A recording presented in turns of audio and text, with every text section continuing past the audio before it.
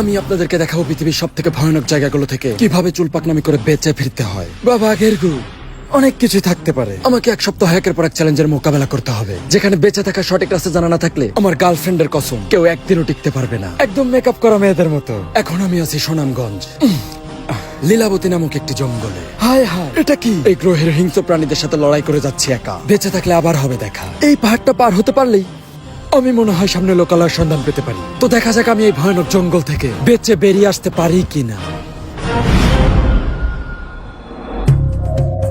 বাংলাদেশ এবং ভারতের সীমান্তবর্তী এলাকায় এই সুনামগঞ্জ জেলাটি অবস্থিত। এখানে আসলে আপনাকে মুগ্ধ করবে এই সুনামগঞ্জের প্রাকৃতিক অপরূপ সৌন্দর্য। অল্প বয়সে প্রেম করে যদি মামুনি দেয় ছেঁকা, ঘরে বসে একা একা হয়ে থাকবেন না বেকা। আশা করি পাহাড় দেখলে ভুলে যাবেন মামুনির দেওয়া কষ্ট। এক নিমিষে মনে হবে এতদিন সময়টাই করেছেন নষ্ট। এই পাহাড়টা দেখতে অনেক সুন্দর লাগতেছে না? আসলে এই পাহাড় কিন্তু দূর থেকেই সুন্দর। এই পাহাড় আর মেকআপ করা নারীদের মধ্যে কোনো পার্থক্য নেই। যেমন মেকআপ করা নারী দূর থেকে সুন্দর লাগে, তেমন এই পাহাড়ও দূর থেকে সুন্দর লাগে, কাছে গেলে কিন্তু ভালো লাগে না। তাহলে মেকআপ করা নারীকে নিয়ে আমার জীবনে ঘটে যাওয়া 1 বছর 25 দিন আগের একটা কাহিনী। বন্ধুরা, এটা কি দেখতে পাচ্ছেন? এইটার নাম হচ্ছে বাঁশ, যা বাংলাদেশের মানুষ একজন আরেকজনকে সচরাচর খুব দিয়ে থাকে।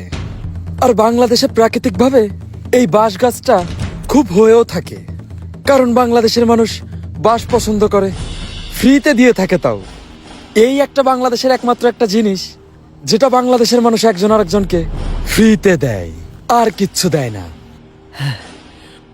ভালো একটা জিনিস।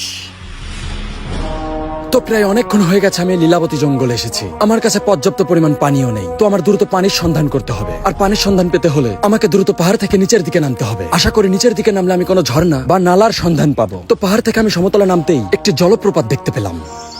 বন্ধুরা, এই যে একটা জলপ্রপাত। এই জলপ্রপাত আমি পেয়েছি, তার মানে সামনেই বড় কোনো নদী আছে। তো আমি এখন এই জলপ্রপাত ধরে যেতে চাই।